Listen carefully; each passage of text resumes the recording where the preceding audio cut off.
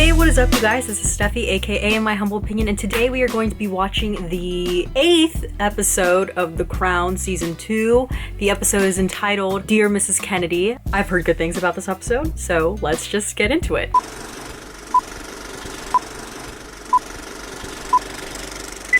Wow, it's beautiful to see another country in The Crown. Ghana.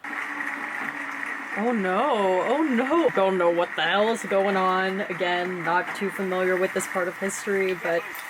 Oh, the corgis!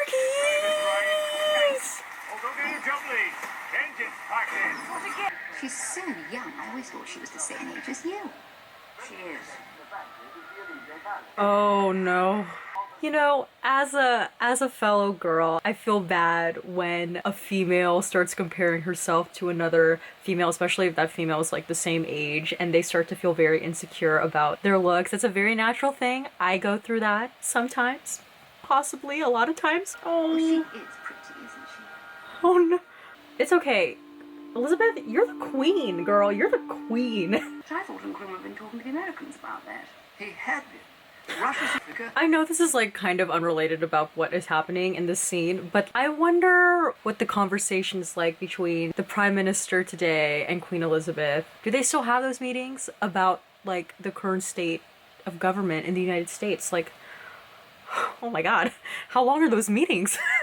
How on earth did she do that? By speaking French fluently. Yes, we can all do that. And by debating with local philosophers and intellectuals until all anti-American sentiments simply evaporate. The most glamorous and intelligent woman on earth. Oh. So they say. That is so interesting that they're putting Jacqueline Kennedy in sort of like this context in The Crown. Because I mean, like, I've seen several TV specials and I watched the TV miniseries about the Kennedys that had Katie Holmes as Jacqueline Kennedy. And then I recently, last year, watched Jackie starring Natalie Portman. I love learning about these historical figures, but sort of through a different lens or different perspectives in these like different TV shows and movies. And it's just very refreshing to me because I know who this person is. I mean, like, I don't know everything about her, but I'm fairly familiar with Jacqueline Kennedy, so... Oh, this was in the trailer. I could let it out a bit now.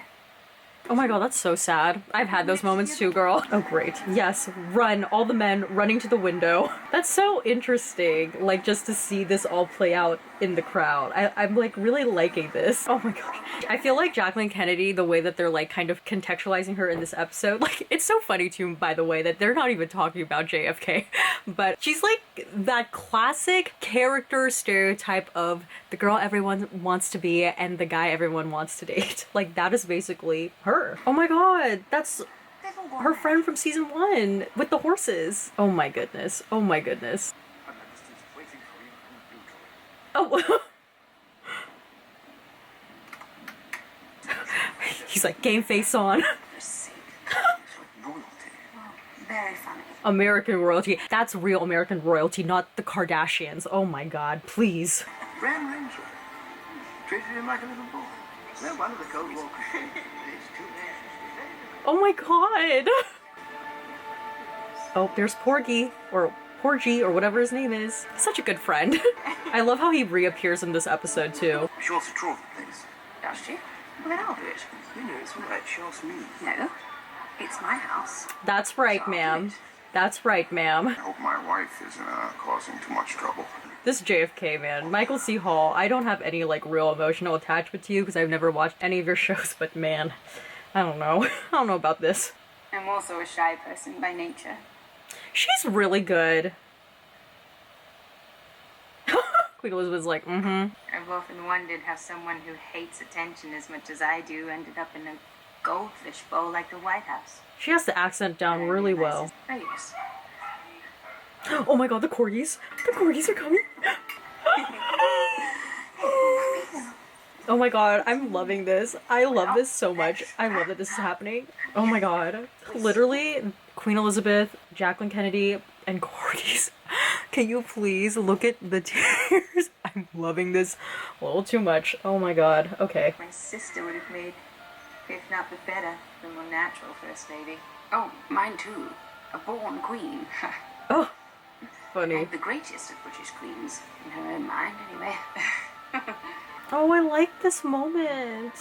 I shed a tear. Oh, you're a savage. Thank you. That means like such a different thing now in 2017. You called me this morning to tell me some of the things you'd overheard her say at dinner. I said it seemed a little unkind. Oh no! Well, thanks, Margaret, good old pal. Wow, we are getting the corgis so much in this episode, and I'm like kind of loving it. But she found Buckingham Palace second-rate, dilapidated and sad, like a neglected provincial hotel. Oh my gosh. And that one came away with a sense of a tired institution without a place in the modern world. I'm like doing the Chrissy Teigen face right now.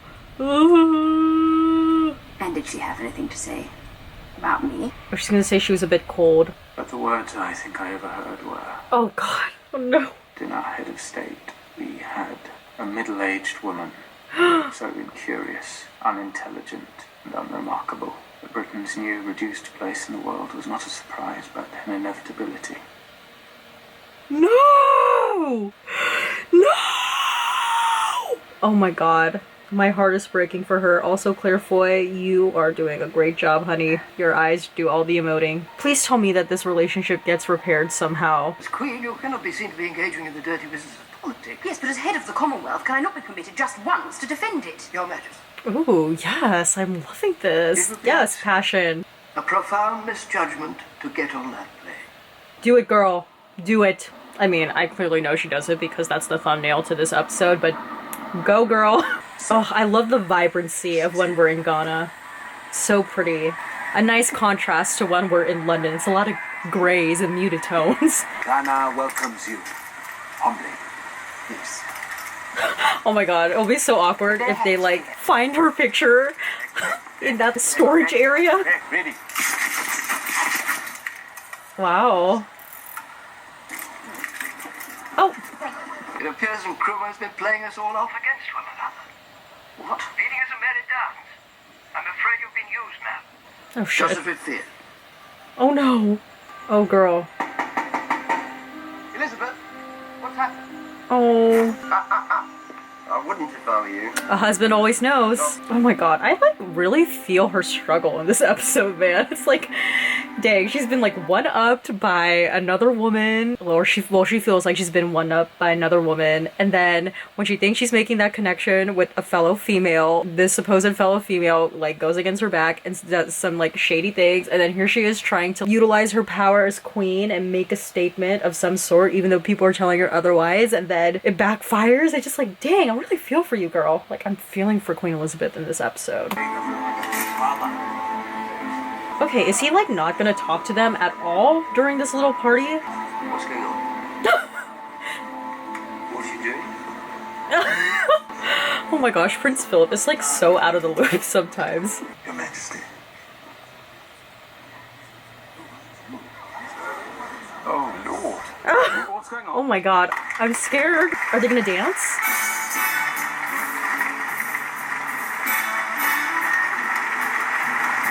I love how like her dancing with him is like such a statement. Dancing. Our Queen is dancing, sir. With an African. Oh damn. What are they doing? What are they doing? Hard to say.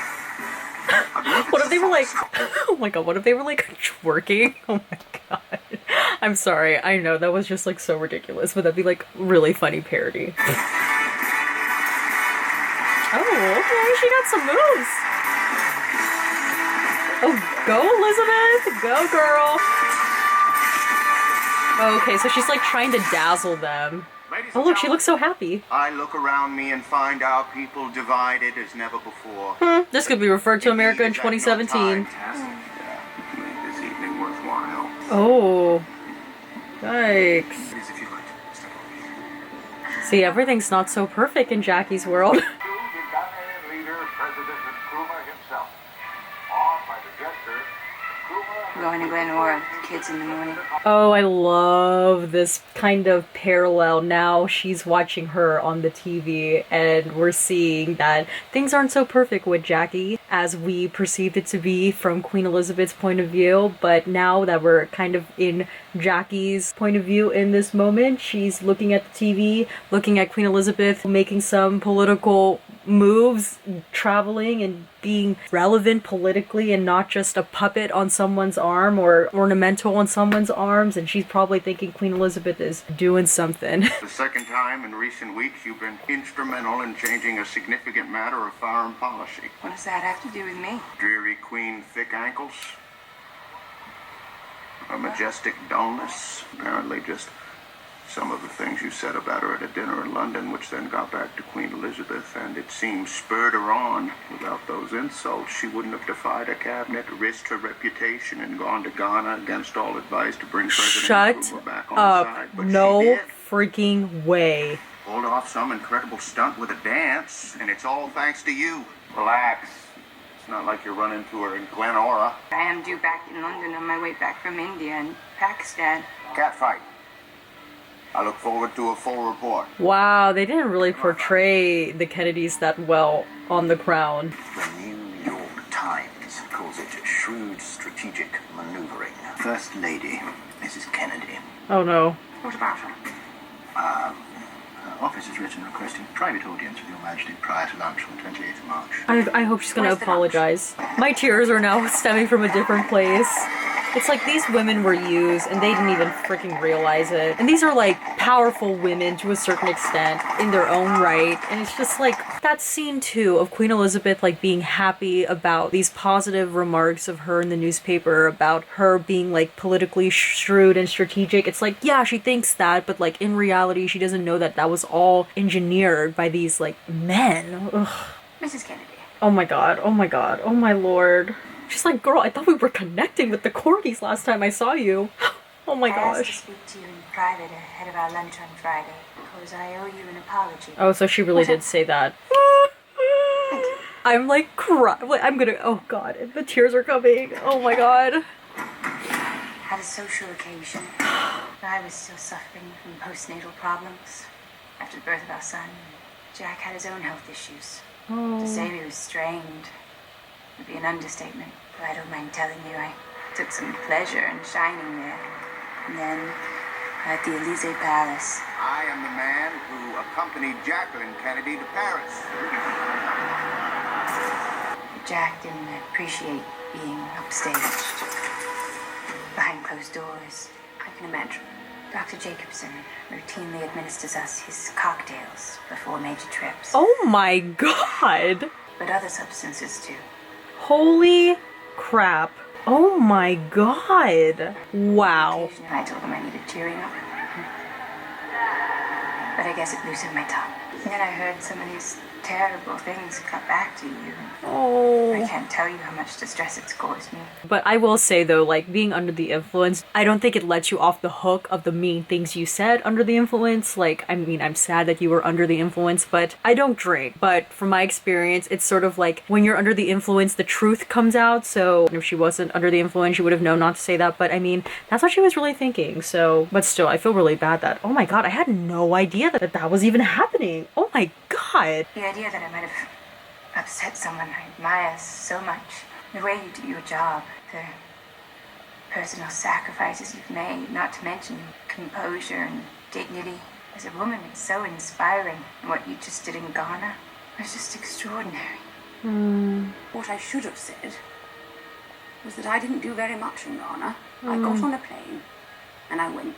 The only reason I went was because I felt utterly useless in comparison to you, and I was trying to compete. And if anything, I owe you a huge debt of gratitude. Oh, wow. But I didn't. Too much pride. I just sat there. Because this scene so quickly followed that scene, I love the juxtaposition of how we see Queen Elizabeth is very, like, she presents herself in a very specific way when she's in front of other people, but then in the intimate spaces, when she's in the bedroom alone with, like, Prince Philip, her, like, face is a lot more relaxed, and she's obviously a lot more open and vulnerable. It's just beautiful acting. Man, What is it? you need to back in the house. Oh no, are they gonna announce that JFK got assassinated? I mean, I know this show just, like, they just pushed through time very quickly, so that might have just happened. The president is still alive, but in critical condition. Reached the car. Ooh, I still get chills when I, like, see anything related to this event. Mrs. Kennedy and Mrs. Connolly are stunned.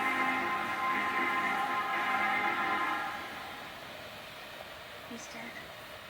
It's so interesting to see like these people of their position react to this news that just like really shook the world. And I mean like shook in a literal way, not in a like 2017 way. I don't know. There's just something very, again, humanizing about seeing the Queen and Prince Philip's reaction to this news, because it is still very sad to this day still. That's the thing about unhappiness. All it takes is for something worse to come along, and you realise it was actually happiness after all. Oh, wow. Amen, girl. Amen. That was a great line. That's so true. It's covered in our husband's blood. No, I think it's deliberate. To show what they did. I would like the bell rung at Westminster Abbey. Every minute. For now. Wow.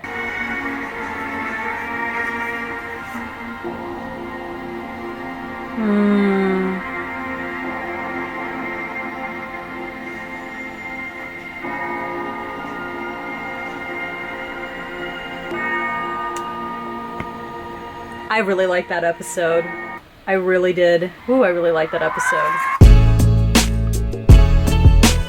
Okay, and some post-show thoughts. I think this was one of my favorite episodes of this season. Just to give a little context, I personally love watching TV shows and movies, but especially TV shows that really focus and zero in on the women's experiences. In fact, in 2017, two of my favorite shows were Big Little Lies and Feud, which I actually reacted and reviewed on the channel, so a little plug there. But I want to reference those two shows specifically because I felt like this particular episode of The Crown was very much in line with what those shows are about, because the focus of this episode was Queen Elizabeth and kind of her experience of what it feels like to be a woman of a certain power and position in society. And then you have Jacqueline Kennedy, another woman of a certain power and position in society, two different women from two different countries. It was so interesting to watch their interactions throughout this episode and to watch kind of, unfortunately, how they were both in a way manipulated by men, and unknowingly too. We perceive both of these women to be very influential, very powerful, very strong, confident, beautiful in their own individual ways. But it was really interesting to see in this episode these women sort of reveal their vulnerabilities. And it was really interesting too to see that both of these women to a certain extent felt insecure about themselves because the perception of the other woman was like, oh, that woman is this and I am not that. So for instance, obviously with Queen Elizabeth, I mean, seeing Jacqueline Kennedy travel the world in these beautiful gowns and be so charismatic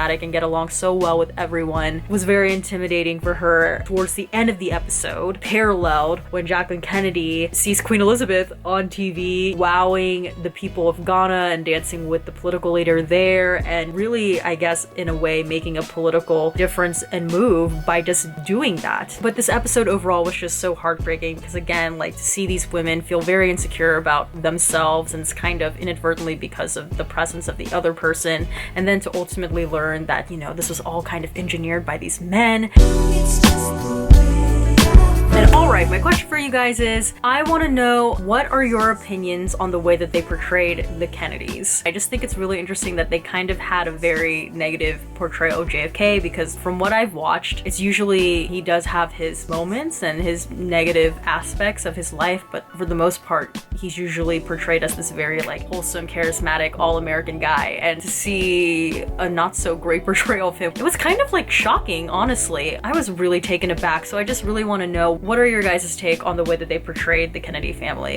And alright, that's about it for this week's video. If you like this video, please give this video a thumbs up. Don't forget to hit that subscribe button, and please turn on the notification button so you know when a new video from me comes out. And comment down below your thoughts on the episode. Okay, so as always, everything I said was just my own personal thoughts and all of my humble opinion, and I will see you guys in next week's video. Okay, bye!